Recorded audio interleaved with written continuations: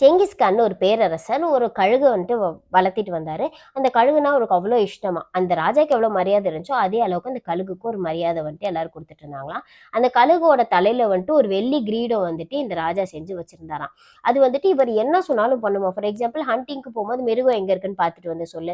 இல்ல வார்ஃபீல்ட்ல இருக்கும்போது இந்த எதிர்ப்படை எங்க இருக்குன்னு பார்த்துட்டு வந்து சொல்லு அப்படின்லாம் சொன்னா அது கரெக்டா பார்த்துட்டு வந்து இவர்கிட்ட சொல்லுமா.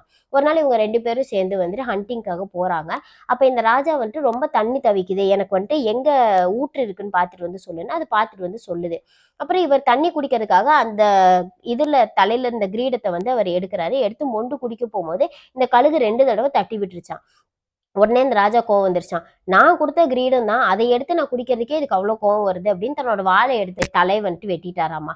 அதுக்கப்புறம் தான் சரி என்னதான் பார்க்கலாமேன்னு சொல்லி கொஞ்சம் மேலே ஏறி போய் பார்க்கும்போது அந்த ஊற்று தொடங்குற இடத்துல ஒரு விஷ பாம்பு வந்துட்டு செத்து கிடந்துச்சான். விச் மீன்ஸ் கண்டிப்பா அதுல வர தண்ணியும் வந்துட்டு விஷம் கலந்ததா தான் இருக்கும். அதனாலதான் வந்துட்டு இந்த கழுகு வந்துட்டு அவரை குடிக்க விடாம தட்டி விட்டு இருந்திருக்கு. பட் இதை புரிஞ்சுக்காம அவர் வந்துட்டு அந்த கழுகு வந்துட்டு பண்ணிட்டாரு. அதுக்கப்புறம் அவர் நினைச்சு ரொம்ப ரெக்ரெட் பண்ணாராமா. இந்த கதையில இருந்து நம்ம என்ன தெரிஞ்சுக்கிறோம்னா, நம்மளோட ரொம்ப பிலவடா லவ்ட் ஒன்ஸோ நம்ம கிட்ட ஏதாவது ஒன்று சொல்றாங்கன்னா கண்டிப்பா அதுல ஏதாவது ஒரு அர்த்தம் இருக்கும். அதை புரிஞ்சுக்கிட்டு நம்ம வந்துட்டு அவங்கள மிஸ் அண்டர்ஸ்டாண்ட் பண்ணிக்காம இருந்தோம்னா லைஃபும் ரிலேஷன்ஷிப்பும் இனி ஸ்மூத்தா இருக்கும். நன்றி. அன்புடன் ஜூ.